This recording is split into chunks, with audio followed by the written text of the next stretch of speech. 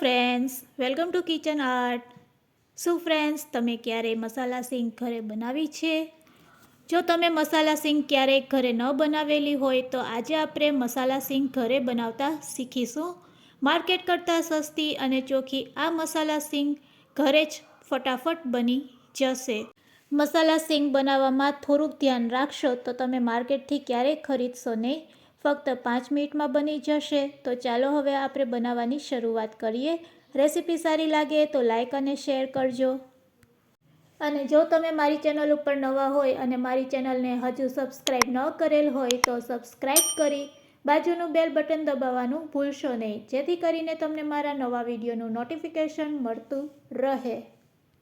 મસાલા સિંગ બનાવવા માટે આપણે પહેલાં ફ્રેશ ખારી સિંગ લેશું. આ ખારી સિંગ મેં ઘરે બનાવેલી છે. જો તમારે ખારી સિંગ ઘરે બનાવવી હોય તો તેની લિંક મેં ડિસ્ક્રિપ્શન બોક્સમાં આપેલી છે, તમે ત્યાંથી પણ જોઈ શકો છો. તો સૌપ્રથમ આપણે 1 વાટકા જેટલી ખારી સિંગ લેશું.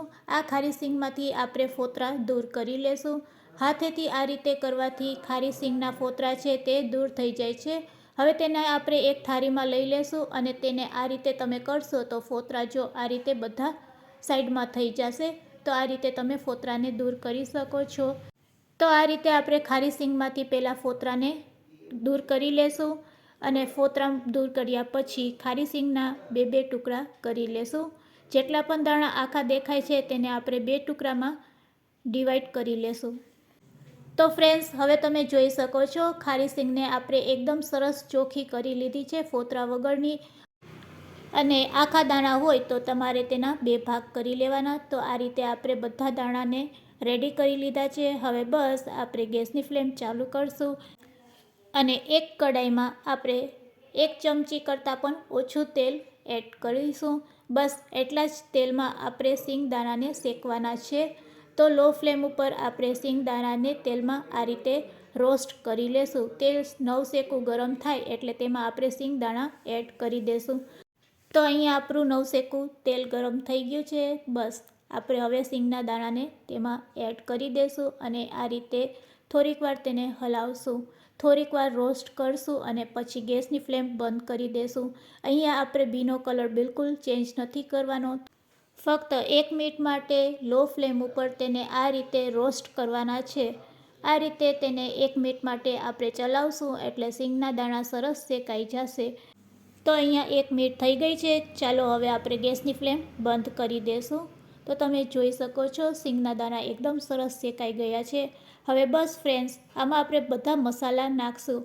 હવે કયા કયા મસાલા એડ થાય છે અને કયો મસાલો મેઇન છે તે પણ આપણે જાણીશું. તો હવે આપણે તેમાં ચપટીક હળદર નાખીશું, ચપટીક લાલ મરચું પાવડર એડ કરશું. મસાલા સિંગનો મેઇન ઇન્ગ્રીડિયન્ટ્સ છે ગરમ મસાલો. તો અહીંયા આપણે નાની ચમચી 1.5 ચમચી જેટલો ગરમ મસાલો એડ કરી દેશું. સાથે સાથે તેમાં આપણે સંચર પાવડર 1 ચમચી અને હવે તેમાં આપણે નાખીશું 1 ચમચી ખાંડ દળેલી. તો તમે અહીંયા 2 ચમચી પણ ખાંડ એડ કરી શકો છો તમારા ટેસ્ટ એકોર્ડિંગ. અને હવે તેમાં આમચૂર પાવડર 1 ચમચી જેટલો એડ કરી દેશું. બધા મસાલાને સારી રીતે સિંગમાં મિક્સ કરી લેશું. આ રીતે તમે ગેસની ફ્લેમ બંધ કરી અને પછી બધા મસાલા એડ કરશો એટલે આપણી મસાલા સિંગ બનીને રેડી થઈ જશે. તો તમે હવે મસાલા સિંગનો કલર જોઈ શકો છો, એકદમ બજાર જેવો લાગી રહ્યો છે ને. તો ફ્રેન્ડ્સ, અહીંયા આપણી મસાલા સિંગ બનીને રેડી છે. માર્કેટ કરતાં ખૂબ જ ચોખ્ખી અને સસ્તી મસાલા સિંગ આ રીતે તમે ઘરે પણ બનાવી શકો છો. રેડી કરેલી આ મસાલા સિંગને હવે આપણે સર્વિંગ પ્લેટમાં લઈ લેશું. દાબેલી ભેળ અને મસાલા પાઉં માટે આ રીતે તમે મસાલા સિંગ બનાવી શકો છો. માર્કેટ કરતાં ખૂબ જ સસ્તી અને ચોખ્ખી એવી મસાલા સિંગ રેડી છે.